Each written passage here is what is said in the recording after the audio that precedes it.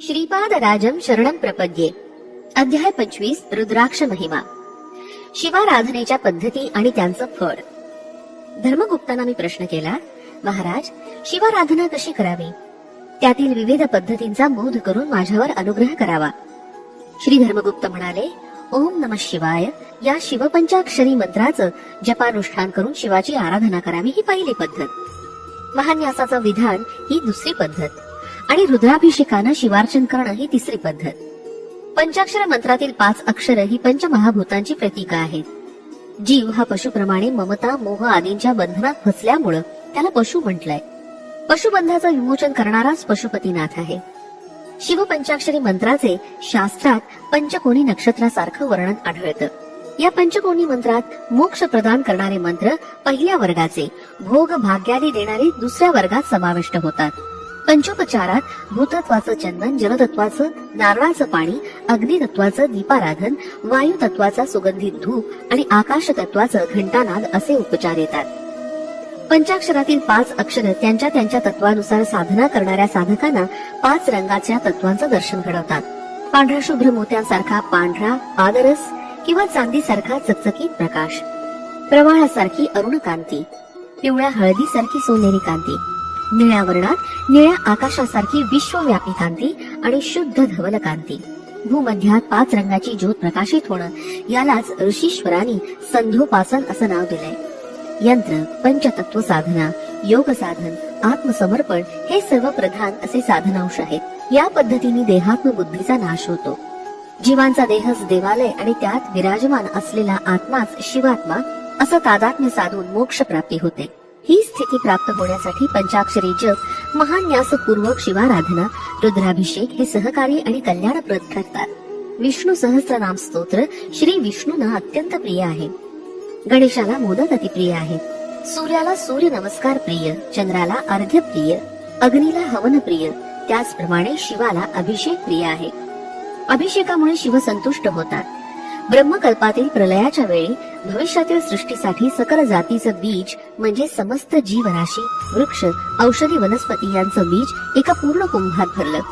त्यात अमृत, सर्व नद्यांचं जल, समुद्राचं जल घालून गायत्री मंत्राद्वारे आपल्या प्राणशक्तीचं त्यात आवाहन केलं. या कुंभालाच पूर्ण कुंभ असं म्हणतात. या कुंभातील अमृताचं सिंचन महर्षींनी निरंतर पृथ्वीवर केलं. या कलशातील जलाचा अमृताचा अभिषेक प्रामुख्यानं कैलास पर्वतावर झाला. या कारणानं हे अमृत स्थान या नावानं प्रसिद्ध झालं. श्रावण पौर्णिमेच्या दिवशी अमरनाथ गुहेत बर्फाचं शिवलिंग तयार होतं. या दैवी शिवलिंगाचं दर्शन घेतल्यास समस्त पापापासून निवृत्ती होते. वशिष्ठ आणि अगस्त्य मुनींचा जन्म. जेव्हा पूर्ण कुंभास उलट केलं तेव्हा त्याच्यातून 2 महामुनी अवतरित झाले. यापैकी पहिले वशिष्ठ मुनी आपल्या शुभ्र तेजानं तळपत होते आणि दुसरे अगस्त्य मुनी नीलवर्णाचे असून त्यांची कांती अत्यंत तेजोमय होती. ते मित्र वरुणांच्या अंशरूपानं जन्मले. पूर्ण कुंभातील अमृतीकरण केलेल्या जलानं 11 वेळा 11 रुद्राभिषेक केल्यास 11चं पुण्यफल 11 रुद्र रूप हे शिवाकडून प्राप्त होतं. 11 रुद्राचा आणि वैष्णव संप्रदायातील 11 व्रताचा असा अगदी जवळचा संबंध आहे. त्यामुळे शिव आणि केशव हे अभिन्न रूपच आहेत. नमकानं रुद्राभिषेक केल्यास अकाल मृत्यू दोषाचं हरण होतं. सोमग्रहाची अधिष्ठान देवता चंद्र आहे. चंद्र पुनरुज्जीवनासाठी मूल साधन शक्तींचा वर्षाव करतो. या चंद्रकलेचं स्थान योगी पुरुषांच्या भ्रूमध्यात भुवयांच्या थोडं वर सहस्राराच्या समोर चमकत असतं. ईश्वराच्या विविध रूपांचं वर्णन. या कारणानच शिवाच्या शिरावर चंद्रकला आहे असं सांगितलं जातं. गुर्जर देशात म्हणजे गुजरात मध्ये असलेल्या सोमनाथच्या मंदिरात चंद्रकांत शिला वापरून शिवलिंगाच्या मस्तकावरील पांढरी चंद्रकोर केली आहे. येथील ज्योतीसारखे चमकणारे स्फटिकाचे ज्योतिर्लिंग पूजले जाते. शास्त्राचं असं वचन आहे की स्वतःमध्ये रुद्र तत्व आल्याशिवाय रुद्राभिषेक करू नये. महान्यासामध्ये काळ म्हणजे स्वरूपाचा संहार करणारं. यासाठी अभिषेक करणाऱ्यांनी कालात्मक होऊन यज्ञ स्वरूप शरीरात न्यास करून रुद्राभिषेक करावा. बोधायन महर्षींच्या महान्यास रुद्राभिषेक विधानात शिवाचं वर्णन तत्पुरुष, अघोर, सद्योजात, वामदेव, ईशान असं केलं होतं. तत्पुरुष मूर्ती पलयाग्नीसारखी विद्युत रंगाची असते. अघोर मूर्ती मेघवर्ण असते. सद्योजात मूर्ती चंद्राच्या कांतीसम धवल असते. वामदेव मूर्ती गौरवर्णाची असते. ईशान मूर्ती ही तेजोमय असून आकाशवर्णाची असते. रुद्र सहस्रादी संख्येत असतात. रुद्राचे गण या नावानं संबोधल्या जाणाऱ्या देवता एका गणात 30,000 याप्रमाणे एकादश सहस्र गणात 33 कोटी रुद्राचे गण असतात. हेच गण भूमी, आकाश, अंतरिक्ष, जल, वायू, शरीर, प्राण आणि मन यांना व्यापून असतात असं वेदांमध्ये प्रतिपादित केलं आहे.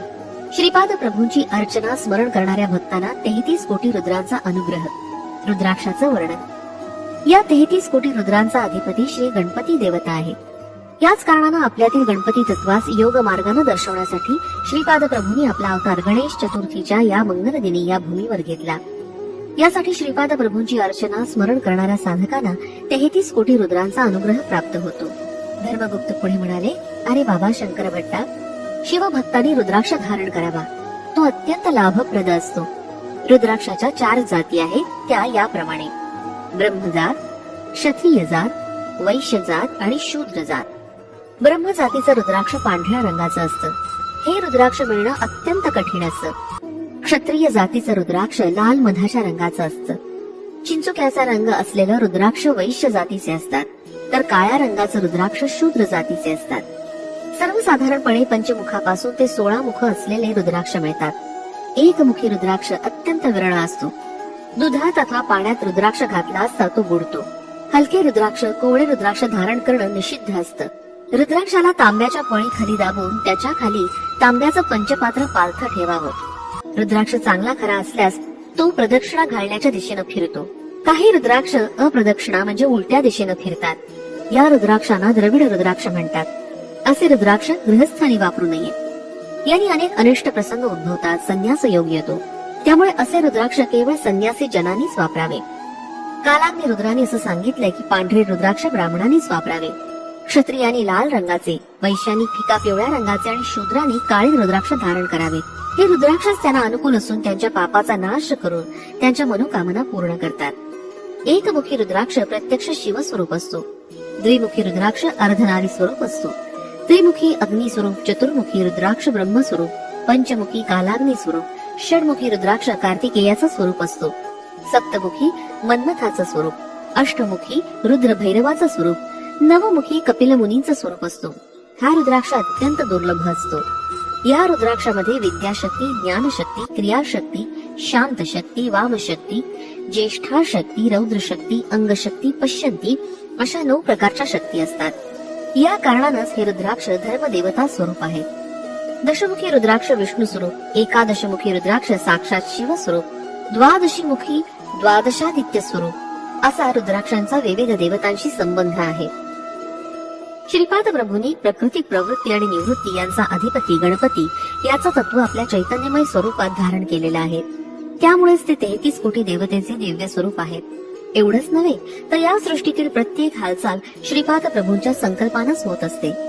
सर्व चलनांचं मूळ कारण श्रीपाद प्रभूच असून सर्व कारणांचं तेच कारण स्वरूप आहे. ते शिवस्वरूप आहेत. असा मनी भाव ठेवून त्यांचं पूजन केल्यास ते विष्णू रूपात दिसतात आणि विष्णू रूपात त्यांची आराधना केल्यास ते शिवरूपात दिसतात.